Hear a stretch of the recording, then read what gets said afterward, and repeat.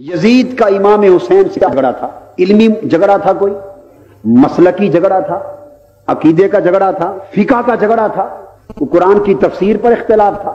کیا یزید امام حسین کو نواسہ مصطفیٰ نہیں مانتا تھا؟ کیا وہ جگر گوشہ فاطمۃ الزہرا نہیں جانتا تھا؟ امام حسین کو ولی اور امام نہیں مانتا تھا؟ اہل بیت کا شہنشاہ نہیں مانتا تھا؟ جب یزید یہ سب کچھ مانتا تھا، اختلاف کیا تھا؟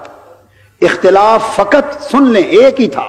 یزید کا نقطہ نظر یہ تھا کہ حسین تو اتنا متقی، اتنا پرہیزگار، اتنا عالم، اتنا عابد، اتنا عارف، اتنا زاہد، اہل بیت کا امام، اولیاء کا امام، مصطفیٰ کا نواسہ، اتنی اونچی ہستی، آپ کا کام حکومت اور سلطنت کے ساتھ کیا ہے؟ آپ خالی مسجد میں واعظ کیا کریں، لوگوں کو درس دیا کریں، قرآن کی تبلیغ کیا کریں، آپ واعظ کیا کریں اور میں راج کیا کروں، وہ لوگوں کو تبلیغ کریں تاکہ اسلام فقط مسجد کی چار دیواری میں بند رہ جائے، اسلام درس قرآن سے آگے نہ بڑھنا چاہے، اسلام واعظ اور تبلیغ سے آگے نہ بڑھنا چاہے، سلطنت کفر کے نظام پر چلے، سلطنت ظلم کے نظام پر چلے، سلطنت غنڈہ گردی سے چلے، سلطنت لوٹ مار سے چلے، سلطنت بددیانتی سے چلے، سلطنت بے حیائی سے چلے، سلطنت میں شراب چلے،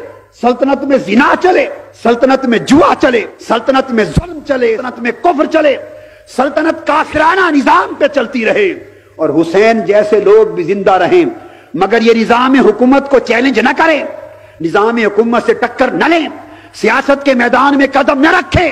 حسین فقط مسجد میں لوگوں کو جمع کر کے قرآن کا واعظ دیتا رہے ساری زندگی، اور مسجد سے باہر پورے معاشرے میں یزید کی حکومت کے تحت کافرانہ نظام چلتا رہے، اور یہ امت دو حصوں میں بٹ جائے، مسجد کے اندر کوئی اور نظام چلے اور مسجد کے باہر کوئی اور نظام چلے۔ بس یزید کا یہ فکر تھا۔ امام حسین نے اس کو قبول کیا۔ امام حسین اگر قبول کرتے، معرکہ کربلا کبھی بپا نہ ہوتا۔ امام حسین اس یزیدی تصور کو قبول کرتے تو کبھی ان کے سر کٹ کے نیزے پر نہ چڑھتے، حسین کبھی سید الشہداء نہ بنتے، یزید کبھی بدبخت قرار نہ پاتا، اسلام کی تاریخ خانوادہ اہل بیت محمد کے ساتھ کبھی رقم نہ ہوتی، اور آج حق اور باطل کا یہ امتیاز انسانیت کو کبھی معلوم نہ ہوتا۔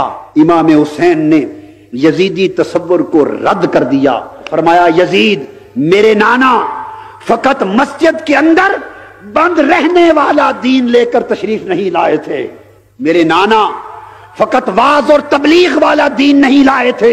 اگر میرے نانا محمد مصطفیٰ صلی اللہ علیہ وآلہ وسلم نے دین کو فقط واعظ میں بند رکھنا ہوتا تو مکہ کے کافروں سے بھی کبھی لڑائی نہ ہوتی۔ اگر میرے نانا مصطفیٰ نے دین کو فقط تبلیغ میں بند رکھنا ہوتا تو کبھی مکہ سے مدینہ ہجرت کرنے کی نوبت نہ آتی۔